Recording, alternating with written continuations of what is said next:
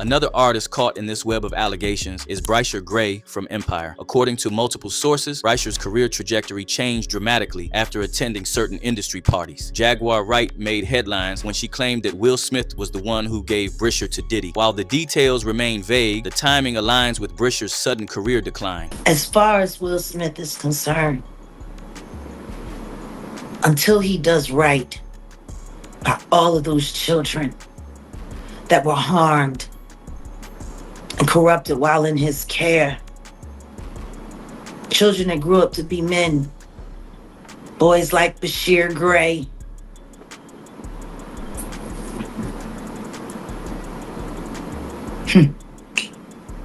August Alsina,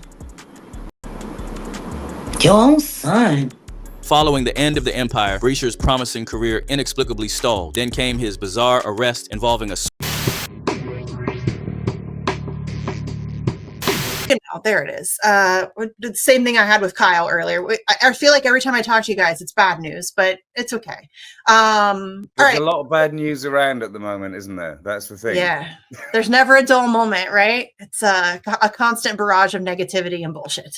Okay, so I wanted to have you on, and you were actually on my show recently too, to discuss similar subject matter, but you have two amazing pieces out, as I mentioned, on your website, talking about the resurgence of Guantanamo. I mean, how frustrating is this for you, Andy, as somebody who's been on the front lines of this, seeing all of this develop the way that it is, and now being Guantanamo is now holding migrants?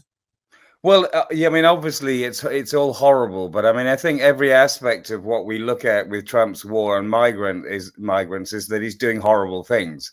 Yeah. You know, he's building something that looks like Camp X-Ray, the original Guantanamo in the Florida Everglades. You know, he's reusing Guantanamo, and you know, when they first moved migrants there, then he was using the same language that the Bush administration had used in the war on terror. So, you know, these were the worst of the worst, which was exactly what Donald Rumsfeld said about the men brought to Guantanamo. And in both cases, they were lying. So we even get that kind of echo. You know, at Guantanamo, these guys weren't the worst of the worst, and the Venezuelans they sent to Guantanamo weren't the worst of the worst either. And, you know, what we've had since then is, I thought it had a very short life initially, because he held these Venezuelans for a few weeks and then he deported them all when he started getting challenged. But actually, it's something like 650 migrants who've been held at Guantanamo to date. So it keeps happening. They keep coming in small numbers, and then some of them are sent back to the US mainland. Some of them are then deported to their homelands. But the latest phase, which is what I was writing about last week, is that they have brought in recent weeks about 60 migrants to add to about a dozen that were already there. So the last news that we had was that there were 72 migrants there. And the interesting thing here is that the horrible interesting thing here is that the Department of Homeland Security published a list of 26 of these people held there who they allege all have criminal convictions, some of them for quite serious crimes. And they named them, and they're from a variety of countries. And there's been very little interest in it. I mean, what kind of astounds me is that one of the people that is on this list is a British national who is held at Guantanamo. Now he's named and he's accused of, you know, according to the DHS, he's convicted of child sexual abuse, which, you know, is not a very pleasant situation for having any support in the UK. But the fact is that a UK national is being held at Guantanamo and no one even seems to know about it. How on earth did we get to this situation? And as I say, Misty, you know, when the Trump administration comes up with, makes statements about people and even lists their names and accuses them of these crimes, they're not providing any background information.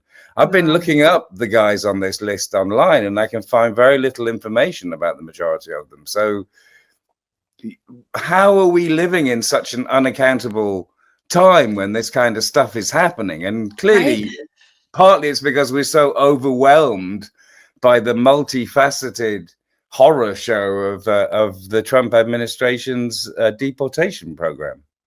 Well, that and everything else, right? There's just, as I mentioned earlier, it's a constant bombardment of just awful stuff. I mean, there's a literal genocide being live streamed to our phones every day. There's, I mean, just global unrest. I mean, everybody's struggling. It's like people just don't have the bandwidth or the capacity. I mean, and you and I have talked about this so many times. When people hear Guantanamo, a lot of people think it's closed. Like, there's a lot of people who Barack Obama said he was going to close it, and so they think that it's closed. And so I think that it really is just people just don't have the capacity to take everything in that they that's happening around them. And Guantanamo, I think, certainly has been something that has kind of slipped underneath the radar for a very long time. But as you just mentioned, they're taking people under very dubious circumstances. I mean, as you said, you can't really even find any information on them. And there are claims that they've done some really terrible things, but it's difficult to really suss that out and get any concrete information. And that all seems like a very bad idea. And again, I call it Guantanamo 2.0 because that's what happened when we first started Guantanamo. But what do you make of that? Because it seems that's what's so terrifying to me, is that it's just so simple for them to just go and essentially kidnap people with no due process and just take them off to some island somewhere and throw them in a prison. Yeah, well, I mean, I think the way the story is developed and the way I see it and what I've been writing about recently is that they actually got caught out in the first few months because, they sent these Venezuelans to Guantanamo and they said they were all gang members. And then it was actually quite easy for them to be identified. I mean, in the first case, they actually published photos of some of them being put on the planes. And then their relatives got in touch with newspapers in the United States and said, hey, my son, my husband, whatever, isn't a gang member and I can prove it. And they did the same thing when they sent the Venezuelans on a one-way trip to Bukele's Seco prison, the mega Guantanamo in El Salvador. And that's an unresolved story still because, the latest story is that, the Trump administration claimed that they couldn't do anything about the situation that they're in when the courts are ordering these people to have some kind of review of their situation. And then El Salvador has come back and said, no, we don't have the responsibility for holding these men. The responsibility lies with the Trump administration. So at the moment, they're still washing their hands of the responsibility that they sent these people to El Salvador, and they don't want to deal with the fact that quite clearly they sent people who were innocent there, and they refuse to be held accountable for any of their decision making. They don't care about the difference between guilt and innocence. They don't care about the difference between right and wrong. I mean, it's scandalous. But what they learned from this is that if they want to get the sympathy of people, then identify convicted criminals who have been through the US prison system and then say, we're going to deport these people to third countries. In fact, we've got Stephen Miller working on it to find the most wretched countries around the world, war-torn preferably, where we can deposit, just throw away these people that we've that are on the US mainland, have served prison sentences, and who we say we can't send back to their homeland. Now, in some cases, that's just the reality. Sometimes you cannot return foreign nationals to their home country because you can't reach the agreements between those countries. You just have to suck that up. That's the same situation that applies everywhere in the world. But no, the Trump administration has said, well, if we can't send these ex-criminals back, these are people who've served a prison sentence, yeah? So whatever they did, they have actually paid their debt to society. That's what a prison sentence is. When you walk free at the end of a prison sentence, there is a presumption that you start again. No, these people, you are guilty forever. And so they're relying on having called all these people criminals to shred the rules that have been in place since the Second World War to protect exactly this sort of thing from happening. That you can just throw somebody away into another country and not care about what happens to them, whether they're tortured, whether they're disappeared, whether they're murdered. And that's what's happened. So in the last week, we've seen 8 men sent to South Sudan. A judge tried to stop that, and they actually spent 7 weeks stuck in the US base in Djibouti in a container until the Supreme Court came in and allowed the administration to send them to South Sudan, that war-wracked country where, the Trump administration claims that there's some process whereby there's some kind of paperwork or accountability. Do we believe them? I don't. I think these men are just gone now, forgotten. And trying to get any kind of, story about what's happened to them, let alone any kind of accountability, is going to be very difficult. And of course, the mainstream media will just move on. And then just a few days ago, another 5 men with criminal convictions apparently have been sent to, a tiny country in southern Africa. So, and there are dozens of countries that the administration is approaching to be their dustbin for people that they don't want to uphold their responsibilities towards on the US mainland. Yeah. And that's what's wild, I think, is that and as you mentioned, there are certain situations where you can't just send somebody back to their home country. That's just not a possibility. It's not an option for whatever reason, various different reasons. But what I think is wild is that they can essentially just go about and pick people up and then it's really human trafficking. Yeah. I mean, let's just call it what it is. You're making deals with other countries to take in people, and it's really just bartering human beings back and forth. And it's kind of crazy to watch that play out, but it's exactly what we saw in earlier Guantanamo era diplomacy. That's exactly what the thing was. So what does that say about the US? I mean, what is that? That's what we're doing, is that we are, and again, it's the destruction of due process. And I think everybody needs to really pay attention to the fact that this doesn't stop with migrants. Right. Yeah. Well, of course it doesn't. But I mean, No. I think the point that you made about it being a form of trafficking is really, it's quite good, because we need to look back into a past where we didn't even have the notion of any laws to protect us. Because, what's crucial about this is that there is something called non-refoulement. It means that anybody, and this means convicted criminals, it means people who serve prison sentences and may have done very bad things, they are protected from being sent to countries, third countries, places they have nothing to do with. They're protected from being sent to anywhere where they face the risk of torture, ill treatment, disappearance, or being murdered. And those are protections that actually are really important. And if you were to ask Trump's base about this, they don't care about any of this. They don't think that anybody should have any protection for anything. But this is a key part of the 1951 Refugee Convention. This is a key part of the 1984 Torture Convention. Non-refoulement is binding law on countries all around the world. If you come to Europe and talk about non-refoulement and get engaged in conversations with people who don't like it because they think their hands are tied, because they can't just do whatever they want with people that they don't like, you will realize that it still exists, that it is still something that protects every individual potentially from an extremely abusive, irresponsible, right-shredding government. And what's happening in the United States is that government is standing up proudly, is actually quite often its mouthpiece is the man in the administration who, to me, most resembles an active member of the Nazi Party, which is Stephen Miller, who is driving this policy.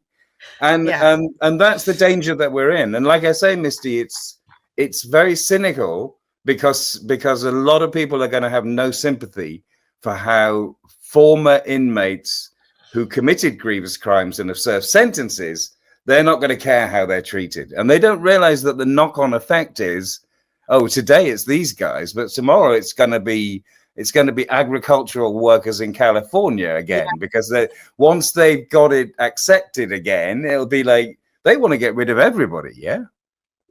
I mean, it's one literally way or another, every immigrant. Well, it's not just, it's coming for all of us. It is coming for all of us. I'm sure people will remember just a few years ago, I think it was maybe 2021, Department of Homeland Security released this little pamphlet about domestic violent extremists. And if you look at the pamphlet and you look at their categories of what they have decided as a domestic violent extremist, it's literally all of us.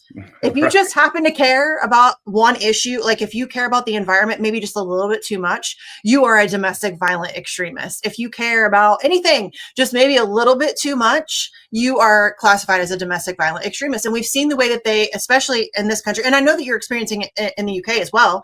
There was just another journalist held and questioned, but there's this massive attempt at criminalizing protest. I think January 6th was a huge part of that. They wanted to criminalize protests, terrify people from protesting. We've seen it happen, and it's no different than the way that they use Black Lives Matter to make people, they really just want the two sides fighting amongst themselves. And that's why I think that they're using migrants to further the police state, because they can get a certain segment of the population to be mad at migrants, and they can manipulate them to think that that's the enemy. And so they're it's an easy way for them to cause division. And that's what I think is so frustrating for me, is watching them so effectively use these things to further their agendas. It's crazy to watch this. So obviously we're watching them. How many countries are we currently in talks with, like negotiations with, in order to take people? It's like 50 something, isn't it?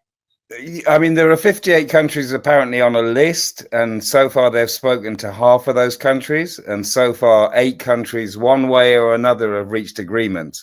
So, I mean, you know, they cut a deal with Rwanda to send one Iraqi man there. I believe they paid $100,000 to send him there. He's allegedly, he's been in the United States for a long time, but he was allegedly a member of ISIS.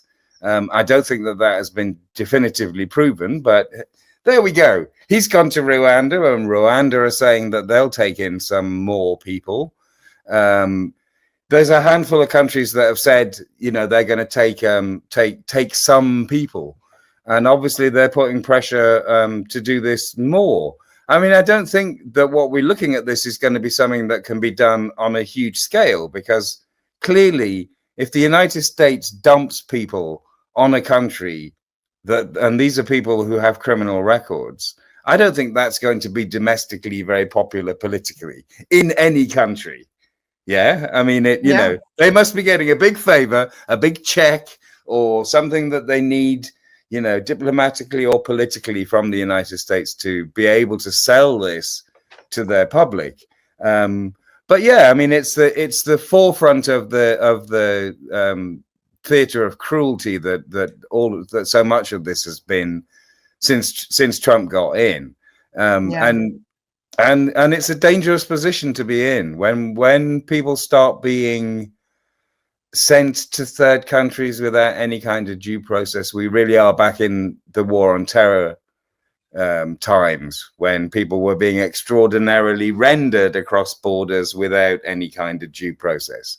I'm glad you said that, because I was going to say extraordinary rendition. I'm glad that you said it and not me. But yeah, that's exactly what this is. And I mean, as we mentioned there, and I think you and I talked about this before, the evidence that they are using in order to, I mean, the tattoos on the knuckles, that was just ridiculous on every level. But it's not just that. There's a constant lack of any information or any concrete evidence or proof for these guys. And even if there is, as you said, everybody should be afforded due process. And the way that we're just like kind of bartering human lives and passing them off onto countries, really paying them to take them, it's a really bizarre. And now we're starting to see in the United States, we have Guantanamo. That was kind of at least removed a little bit, Andy, from the United States. But now we have Alcatraz, Alligator Alcatraz, which is wild to me that we've like named it like it's a theme park or something. I know, exactly. And the merch was available, you noticed, from the day that immediately. Yes, that's wild to me. That's sick. Oh. Yeah, that's crazy. And the idea that that's just happening out loud. But what I think is more important is that it's happening literally inside the United States. Yeah. So I think Americans, you can't ignore it now. Like, it's happening. And I think actually there's a reason. One of the reasons for that is, you know, I think what happened with El Salvador when they sent the Venezuelans and they thought they'd get away with it because, like, look, we said they were all gang members, so therefore they are. And then, you know, and then people go like, excuse me, have you heard of evidence? And, you know, and they got into a bit of a mess. And I think actually Bukele was probably embarrassed by how incompetent they are, genuinely. Mm-hmm. So, you know, so their roots for what they can do, or they don't match their ambition. It's the same with sending criminals around the world. They're going to run out of countries quite soon that can be politically risk the political damage of bowing to the US demands. The same with the torture sites. You know, when the US in the war on terror came to a country and went, we'll pay you a lot of money to have a torture prison, you know, there were plenty of people going like, why are you bringing this shit to us? Why don't you do it yourself on the mainland if you can? And it's like, well, we can't because we've got rules. But I think that the problem, and obviously part of this, is the funding through the big bad bill. What did he call it? The big beautiful bill. The big beautiful bill. I mean, please, what is this? But you know, they have now got more money than any law enforcement agency has had in US history, and coinciding with all of these other difficulties that they're facing with their attempts to get rid of immigrants from the US mainland, I think this is the next phase. We're going to see a massive increase in the number of prison places on the US mainland, which will end up holding people kind of without them being able to deport them. And they're going to be, it's going to be horrible. I mean, you know, the only thing I feel good about is that polling is already showing that actually a majority of the American people think this is all a bit much. And they're for not now, though, Andy, for now, that's what I fear, is because we've seen that. To me, I feel like they're testing waters. Yeah, do you know what I'm saying? Like this is something that, and they never do this kind of stuff overnight. I mean, they don't just strip you of your rights overnight. They know better than that. So, and I hate saying they because it makes me sound very conspiratorial, but we all know who they are, right? Like, there's a they, and we know that they exist. But it really is just them slow walking us into our own demise. And I think that because they're able to do that so effectively, and because they use division, and so they are able to get people angry, and they're able to get people scared, and the immigrants are taking our jobs and, you know, raping and pillaging and plundering, and so it becomes acceptable. And then once it's acceptable to anybody, you can't really effectively fight against it ever again. And I mean, first they came for, but what I think is happening, what I think is happening quite a lot is that people are seeing and realizing that the people that are being rounded up are definitively not criminals. And in fact, not only are they not criminals, but they're people who are doing jobs, and they're people who are working in important parts of the economy.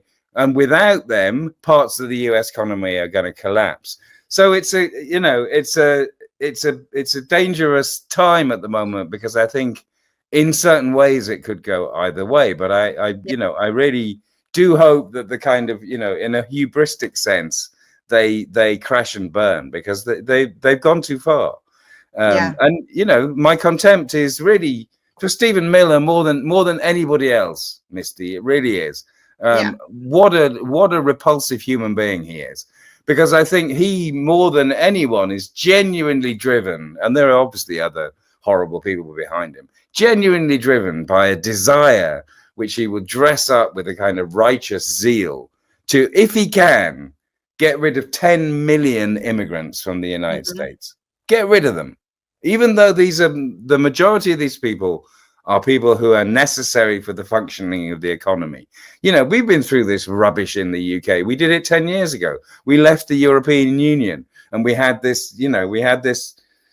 monstrous resurgence of racism against immigrants in all kinds of ways. And this country is full of people in denial still, that they can't find care workers, that they can't find people to work in all kinds of really crucial and important sectors of the economy. Because that's the reality of the economies of Western countries, is that we're the places where the jobs are. Quite often we're the places where the jobs are, and they haven't got the jobs because we've screwed over their countries. But whatever the reason is, rich countries attract poorer people, and they don't come here to sponge off us. They come here to work. Yeah. Well, and I like to bring this up every single time there's a discussion about immigration, because it pisses me off, because this is something that nobody ever talks about. If you want to stop immigration, stop blowing up other people's countries. Stop sanctioning other people's countries into oblivion so that they can't survive. That nobody ever wants to deal with the root cause. They just want to be mad about immigration, or everybody wants to fight about what to do about immigration and what kind of border should we have and how hard should it be and blah, blah, blah, blah, blah. How about we deal with the root cause of immigration and stop blowing up all the countries? Like, if we do that, most human beings, Andy, do not want to uproot their lives and leave everything that they've ever known, their homeland, their family, their memories, everything, and make a dangerous journey off to some faraway country where they don't know the language, they don't know the people, they don't have a job, they don't have a place to live. Nobody wants to do that. They do it because they're forced to do it.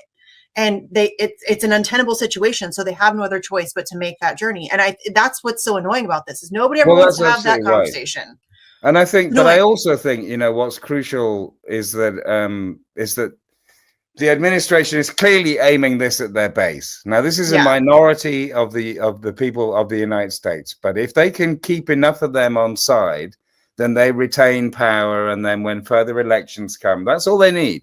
No one cares anymore about the majority of the people. They just care about the small number that can get them into power or keep them in power.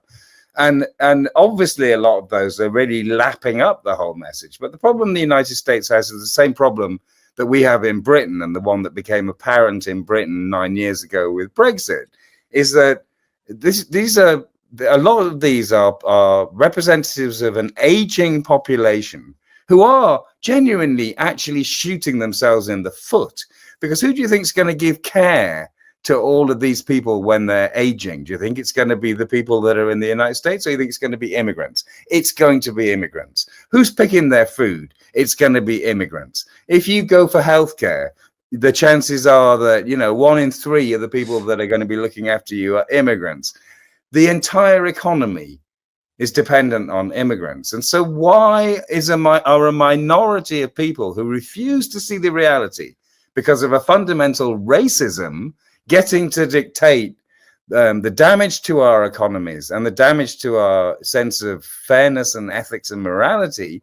Why do they have all the power? Why are they being catered to when it's so counterproductive and horrible? Great question. But yeah, and again, listen, if they were in fact just rounding up horrible, violent gang members and thugs and awful people, I don't think many people would protest that. I don't want violent gang members cruising around the streets either. I don't care where they come from. I don't want any of them on the streets. Right. Yeah. But there aren't many of them, Misty. So, right. So the article that I just wrote, I looked at the figures of the crimes that were committed where ICE was reporting to Congress just before the presidential election.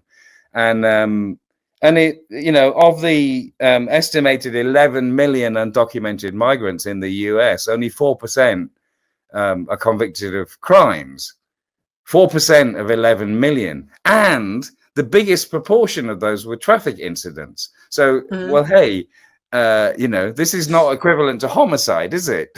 No. There were people who have committed serious crimes, but they make up 1 to 2% of all of the 11 million undocumented migrants in the US. And yet what we've seen for the last 6 months with the kidnappings in the streets and with trying to find excuses to get, armed forces out onto the streets of places like Los Angeles to actively make it appear that this invasion that they talk about is actually happening, is so disproportionate. I mean, at a very fundamental level, what has happened really for the first time, and this again is like what happened in the UK with the Brexit thing, is they invented a crisis. I mean, they literally 100% invented a crisis. There was no invasion in which the United States is occupied by these hordes of marauding criminals.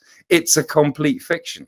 Yes, it absolutely is. And we know that they do this. That's what's frustrating about it, Andy, is that it's not like we don't have precedent for this. This is exactly how they do these types of things. They invent a crisis so that they can sell us a solution to it. And that's exactly what's happening here. It's exactly, and it's really, obvious, but I think that it's so effective because it's so easy to cause that division and to make people think that that's your enemy. And it's especially when you have control over the mainstream press and all of the media outlets, and well, I think you're able to. So that's the problem, Misty, isn't it? Yeah. Is that, you know, if we're looking at, let's say, I mean, I really don't genuinely believe that this can be more than 20% of the people in either of our countries who are, you know, fanatical, head-banging, anti-immigrant, racist people who can't even sleep at night because they're so obsessed with getting everyone who isn't white out of America so that America can be a white supremacist Christian nation. This is what this is supposed to be all about, yeah. But what's happening is that what's keeping these people in this kind of fury is the absolute control that the people who want this messaging have over both the internet and social media. So you want to go and look for news, it's not going to show you people who it's not going to show. Generally, it's not going to show us. It's not going to show all of those voices that are being very articulate. And social media we're in a very dangerous place, Misty, because the people who are controlling it are silencing the reasonable voices, amplifying the far right, and the plight that we're in. And I hope people will think this is an interesting point. I'm an absolute believer in free speech. And you know, and I know that in the United States, the First Amendment guarantees it. Now, that's your freedom to express your opinion about what you like and what you don't like. I mean, obviously, Trump's been testing that with Palestinian protesters, but we do fundamentally have a right to say what we want. Now, that's not the same thing as misinformation, and all of the far right. The hysteria that has been stirred up, and that is primarily about racism, but not entirely. I mean, it's also about anything woke.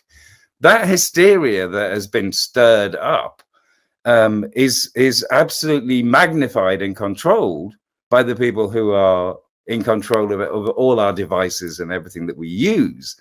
Yeah. And it's misinformation. So they're lying. It's not freedom of speech to lie.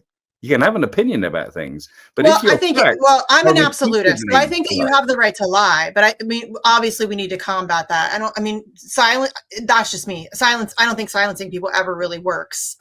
It's been tried and it never really is effective. So, but that's what I wanted to ask you about, because given everything that we've discussed, and trying to figure out how to actively resist this stuff, what does that look like to you? Like, you've been in this specific issue for a very long time. So because I feel like, and we've seen it with Gaza, watching a live stream be genocide, or genocide be live streamed, watching all of that play out, and we have very little impact.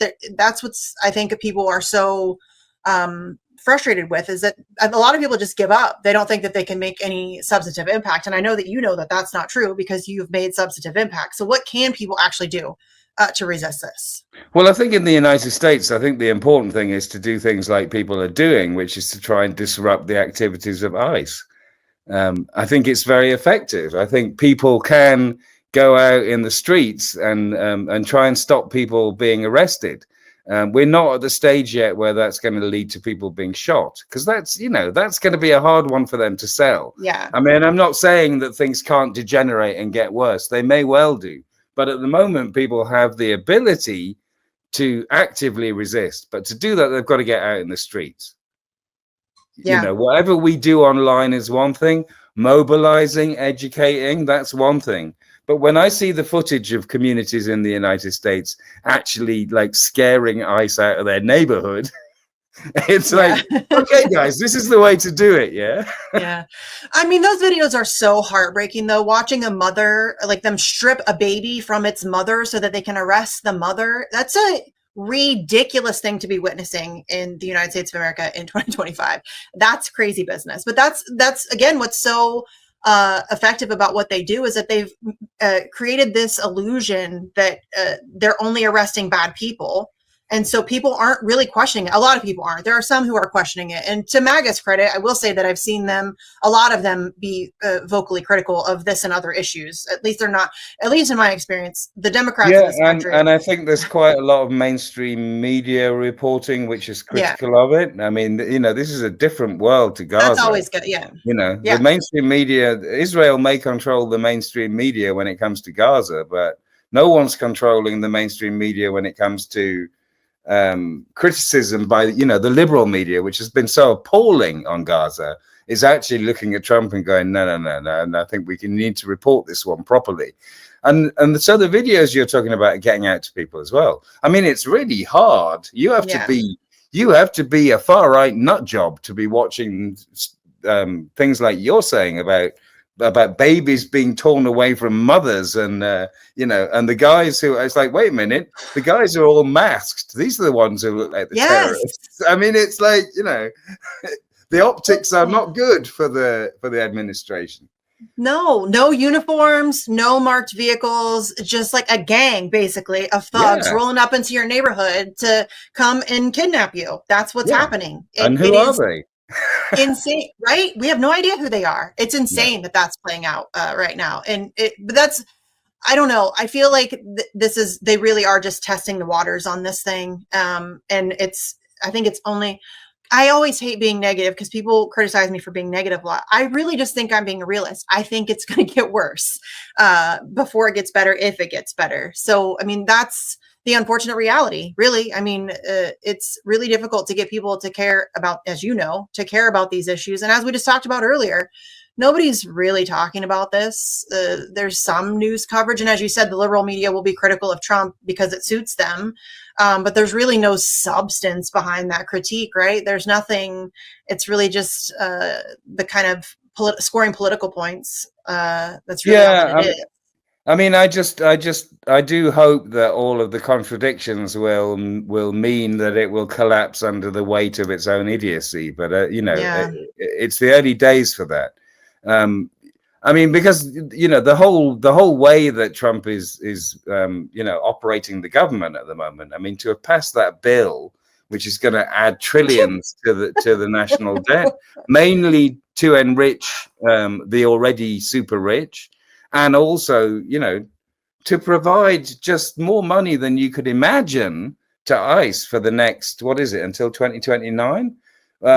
You know, enabling them to multiply their proliferation across America's streets, kidnapping people without any, you know, masked up and looking as though they're terrorists and without any accountability, and building more and more and more alligator Alcatrazes.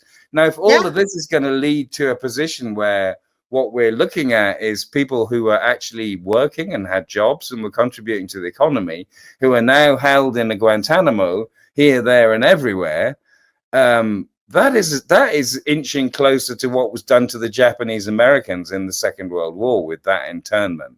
And I don't think in the end that's going to really work very well, because where's the end result? You know, they came into power saying, we're getting rid of, you know, every immigrant in the country. Bingo, off we go. And it's a lot harder than it is just to say that in the first instance. And I think as it doesn't work, as it builds up, I think people will become more uneasy about it. But, you know, I could be wrong. No, I think you're right. And again, it's very uncharacteristic of me to be positive, but I do think that you're right on that. I do think, because we've already seen a lot of people start to come around on it, or start to at least question it. And I think that that's always a good sign. So we should take advantage of that as much as we can. But I don't think that this is sustainable in any way. If it is, that's a horrifying prospect, because again, it doesn't end here. They're not going to, I mean, this is literally just like a really well-funded gang with state backing and unlimited resources, AI, facial recognition, you name it, they got it. And all kinds of it doesn't bode well for anyone. And they're not just going to fund it to deal with immigration. And then do you really think that that's just going to go away? No, that's when we might start seeing like political dissidents and journalists and other things start to see the wrath of this. Which but then they're also doing this. You know, I mean, this isn't the only thing that the administration is doing. So they're causing economic damage in all kinds of other ways. And I think all of their cutting of government employees and agencies. I don't think that the calculations are particularly intelligent when every summer and absolutely disastrous effects of climate collapse, hit the United States big time. With all of the extreme weather that there is every summer now. And then I think when people find out that increasingly there's less and less and less protection for them because it's been cut, there's less and less and less warnings of anything because it's been cut. I think on so many fronts, the incompetence of this government is just going to become clearer because it looked good on paper. I don't know if it's incompetence though. I think it's controlled demolition, frankly. And the idea that this is what I find most frustrating. The idea that, and I'm all for cutting just ridiculous departments and whatever, or it's never the Pentagon though, is it, Misty? No, that's my point. Thank you. I was having trouble getting there, but yes, thank you. It's never the Pentagon. It's never military spending. We got all the money in the world to blow up brown kids in poor countries, but we can't feed our own children or educate our own children. That's that's another one of those things where people don't want to talk about the root cause of it at all. You want to talk about, like, there's all of this pearl clutching over, how are we going to pay to like give health care to people? Oh my God. But there's never any hand wringing about the next drone strike or the next weapon shipment or the next whatever. I mean, there's just a constant support that you don't even have before the sentence is even out of your mouth about funding for the military. It's already happened. It's already done. You can't even finish your sentence. It's done. Already stamped, still delivered. But if you want to do anything that actually helps people, you have to have a gazillion. You have to create a task force, to have a committee, to do a thing, and then you still don't get it. So that's what's so frustrating to me, is that it's never the Pentagon, Andy, ever. It's so frustrating. Okay. So what do you have coming up? Obviously we mentioned your website earlier, andyworthington.co.uk. Check that out. That's where all of his articles go. You also have Substack as well, but that's just really like a link to the main website, I think, generally. It is, but it's so people can at least, get to see what I'm doing on a regular basis, so that it comes into their inbox, which is handy, I think. But yeah, just keeping on with that. I mean, it's clearly overwhelming for people, the extent of the stuff that's happening, just on immigration. And I'm trying to keep on top of that because I really appreciate that we got to talk about it, because there are some extremely alarming things going on here that are absolutely taking a hammer to some fundamental aspects of the protections of the law in a way that we haven't seen since the start of the war on terror. And, whatever else was going on at that time, that was based around something that happened rather than something that was completely invented. And that's the absolutely absurd thing about now, is they're just wreaking destruction across the United States. No one is safe to go out on the streets if they're people of color, are they? They're not safe to go out on the streets. And yet this is not an emergency. They invented it. How dare they? How can they get away with this? Yeah. And it's not just this issue. They do this on a whole host of issues. It's all about distract and divide, and they're very effective at it. So, Andy, I appreciate you taking the time to come on to talk about this. And like you said, it's hard, I think, for people to like keep so many things. It's hard. It's as you said, overwhelming. And that's why I'm glad we have people like you that do focus on this type of stuff, so that we can have that conversation, because it is overwhelming. I mean, there's just so much. We're facing so much, and it's really difficult, I think, for a lot of people to just even breathe most of the time. And then when you try to look at these big issues, it becomes like it's a mountain, man. And we have very little power. So, but But I think that you're right, though. We just need to get as active as we can, and as much as we can. We need to stay, we need to stay informed, and if we can get out there and disrupt it in any kind of way, because it's not at the stage where it's so dangerous that you're gonna, you're not gonna get shot. Do it safe. Not even like you're gonna get arrested. It is at the stage where things can be disrupted because there is still enough people power, and that really needs to be shown. So I hope we'll see more of that. I'm sure we will. Yeah, I agree. I hope so too. All right, Andy, thank you very much. I appreciate you taking the time to come. We'll talk soon. Thanks so much, Misty. Thank you. All right, guys, that was Andy Worthington. Okay.